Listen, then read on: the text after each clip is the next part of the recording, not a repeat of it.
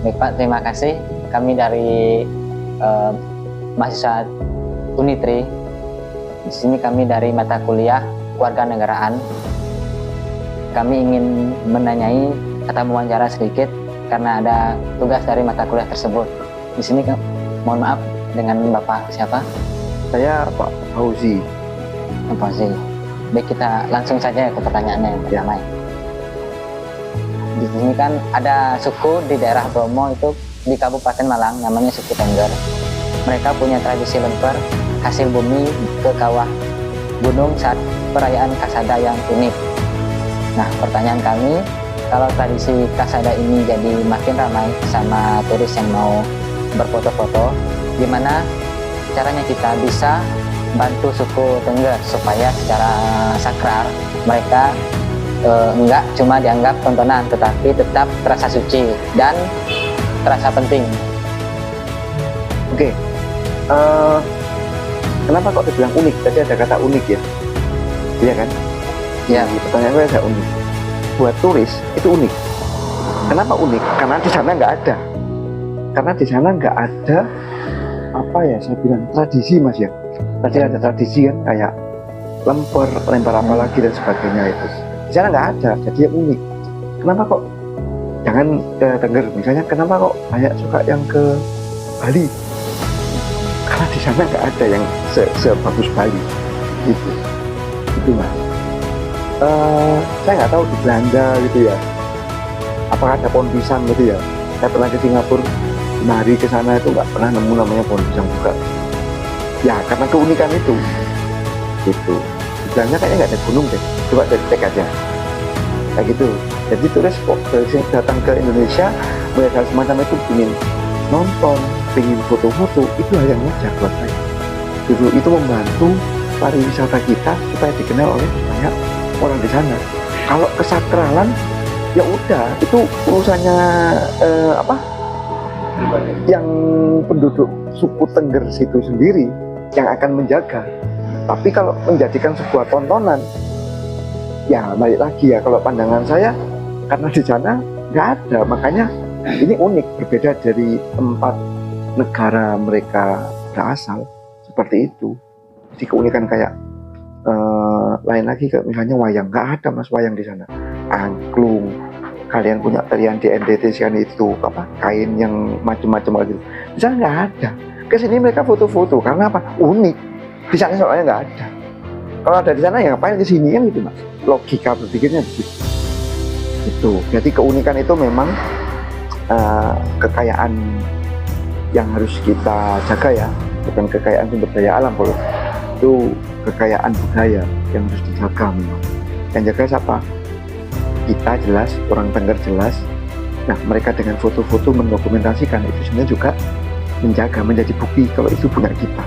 Batik yang diklaim punyanya Malaysia, ya nggak bisa mengklaim segitu aja, karena kita yang punya tadi itu mas ya, baik lagi yang punya sejarahnya, yang punya tahu asal usulnya gitu. Kalau mereka mengklaim misalnya ditulis ke situ foto-foto diklaim upacaranya di Bromo sana itu punya saya, kan lucu mas. Lah Gunung Bromo mana kan gitu kan, kalau misalnya ditarik di logika Gunung Bromo mana kan gitu, suku Tenggermu mana, nah ini punya suku Tengger, nggak mungkin kan gitu. Keunikan itulah yang akhirnya membuat kita itu ya dikenal banyak orang, banyak negara di luar kayak gitu. Kita lanjutkan dengan pertanyaan yang berikutnya. Di Malang kan sering kayak ada pertunjukan seru namanya bantengan, yang ada kayak unsur tari, musik, dan bahkan kadang ada yang kayak sampai kesurupan gitu Kak. Nah pertanyaan kami, menurut Bapak kenapa sih Pak pertunjukan bantengan yang kelihatan serem dan bikin tegang ini tuh masih jadi tontonan yang ramai bahkan dan disukai anak-anak muda zaman sekarang di Malang? Pertanyaannya, Ya, yang bilang serem sama menegangkan siapa? Kita ngobrol aja. Ya. Yang bilang kalau itu serem menegangkan siapa dulu? Ya. Mungkin itu kan, tapi mungkin karena bentuknya. Iya Pak. Nah, ini secara psikologis orang takut, orang serem itu karena pertama belum pernah ngerasain, belum pernah lihat. Contoh saya mas, saya kalau misalnya disuruh datang ke daerahnya siapa NTT di sini, Kami Pak. misalnya NTT, saya ke sana juga akan takut. Nanti saya mau makan apa, tinggal di mana. Jadi kecemasan, kepanikan kalau sampai bilang lihat apa tadi itu? Kesurupan. Bukan, orang sampai seram ya. Iya Pak. Melihat itu kok seram itu. Takut. Ya karena memang belum ngerasain aja, belum tahu seluk-beluknya.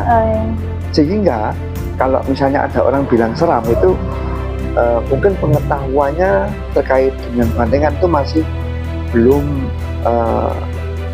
belum utuh. Ini bandengan, kamu bilangnya seram, makanya kan bilang saya seram, bilang sana seram, tapi nggak ada yang bilang asik, nggak ada yang bilang menghibur. Kalau di awalnya bilangnya menghibur, pasti mindsetnya orang yang bilangnya ya pasti menghibur gitu, sama psikisnya gitu. Yang kedua, bandengan itu adalah hiburan, kalau bilang hiburan rakyat ya. Ada orang yang punya motivasi kalau lihat bandengan itu ya hiburan. Ada orang kalau mau lihat bandengan itu, aku pengen meningkatkan namanya istilahnya itu adrenalin. Gimana nih? Gitu ya. Ya saya berani misalnya, terus coba sih kalau kesurupan itu kayak gimana. Akhirnya kita itu kayak bukan nantang ya. Akhirnya kita itu punya satu motivasi tadi itu untuk jalan yuk, ikut yuk. Gitu. Sama juga kayak gitu. Jadi yang pertama tentang psikis, pengetahuannya. Yang kedua mungkin ya motivasinya orang itu. Kalau orang di awal sudah dikasih tahu itu serem itu, nanti kamu gini-gini, ya udah orang bakal nanti kalau kesana nanti gimana, takut nanti kesurupan, nanti ada rusuh gimana gitu. Padahal ya sebenarnya aman-aman aja karena kita belum tahu. Saya gitu. Itu Mbak ya, intinya di situ. Oke, izin Pak, ingin menanyakan terkait pertanyaan selanjutnya. Kan zaman dulu orang Malang suka banget nonton pertunjukan seperti ludruk atau drama komedi rakyat dan wayang. Sekarang anak-anak lebih suka nonton YouTube atau TikTok. Nah, pertanyaan kami, apa ide paling keren dari Bapak biar kesenian kayak ludruk atau wayang Malang bisa diubah jadi konten yang asik dan hits di media sosial supaya teman-teman kita mau nonton lagi? Pandangan saya dulu ya. Dulu belum ada YouTube, belum ada sinetron, film, belum ada drama Cina gitu, nggak ada ya dulu ya. Sekarang zamannya sudah beda. Kalau dulu nggak ada film, ya mereka nontonnya wayang, ludruk, itu hiburan mereka. Kan nggak ada TV mas, gitu ya. Dulu kan nggak ada TV, nggak ada internet. Nah, perkembangan zaman ini yang akhirnya menggeser itu semua. Wayang ketinggalan, ludruk ketinggalan. Akhirnya memang PR besar dan tugas besarnya kita, misalnya kita dikasih atau dipasrai untuk menjaga itu, menarik gitu ya, itu sulit. Saya bilang, katakan sulit. Nggak usah saya ya, kalian aja. Pernah lihat wayang? Oh pernah Pak, iya. Ceritanya pernah Pak. Tahu ceritanya? Pasti udah nggak tahu. Tokohnya siapa? Nggak tahu. Kalau artis kalian tahu. Nah itu PR-nya di situ. Kalau pertanyaan bagaimana supaya menarik? Mohon maaf nih, saya bukan pelaku seni wayang ya. Tapi kalau misalnya saya harus melihat dari sudut pandang pelaku seni wayang, banyak sebenarnya dalang-dalang cilik atau orang-orang yang berkecimpung di kesenian itu yang memang basicnya seni gitu ya. Mereka juga akan berpikir itu juga, berpikir keras terkait itu juga. Gimana ya? Mereka pasti akan buat konten di situ. Saya yakin pasti ada di situ. Kalau misalnya ke Institut Kesenian Jakarta di sana, mereka juga akan mikirkan itu kan. Di Medan itu ada ini loh, di Kalimantan itu ada ini, di Jawa itu ada ini. Saya juga yakin, nggak ngomong ludruk aja nih. Saya yakin itu. Cuma memang tantangannya yang repot. Karena tantangannya kemenarikan itu, pengemasan sebuah pertunjukan itu lebih menarik yang ada di YouTube, yang ada di IG, media sosial dan sebagainya. Kayak gitu. Memang sulit mas, sulit. Saya bisa katakan itu. Yang jadi tantangan. Ya. Saya cuma punya satu harapan. Harapannya kecil aja. 10 tahun lagi, 20 tahun lagi, 30 tahun lagi atau nanti ketika saat kalian punya cucu gitu misalnya, kita anak cucu kita itu masih kenal yang namanya ludruk, wayang, masih bisa nari-nari NTT, masih bisa nari anak punyanya anak Kalimantan. Yang buat kain di NTT itu apa mas? Yang tenun gitu. Kamu bisa tenun? Kamu bisa? Nah itu. Nah saya cuma berharap itu, harapan saya cuma di situ. Nggak tahu bagaimana caranya, yang penting harapan itu harus ada. Apa maksudnya? Ide kita untuk mempertahankan itu tetap harus ada.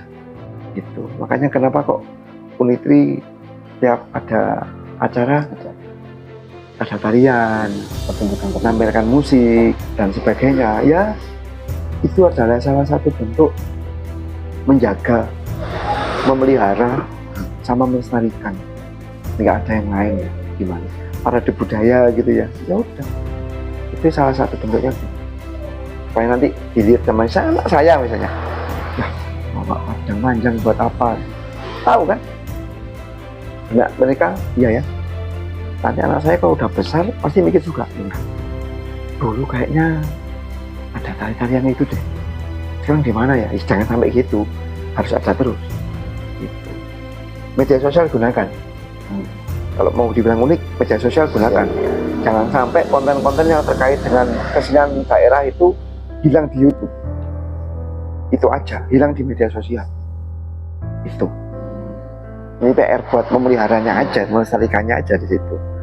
Nggak tahu nanti idenya gimana, nggak tahu, tapi itu harus ada. Gimana? Karena saya bukan pelaku apa mas, seni ya, tapi saya bisa ngasih ide di situ. Oke. Baik Pak, mungkin sekian. Mungkin itu pertanyaan terakhir dari kami. Terima kasih banyak juga Pak atas waktu dan kesempatannya. Bapak sudah membantu kami mengerjakan tugas kami Pak.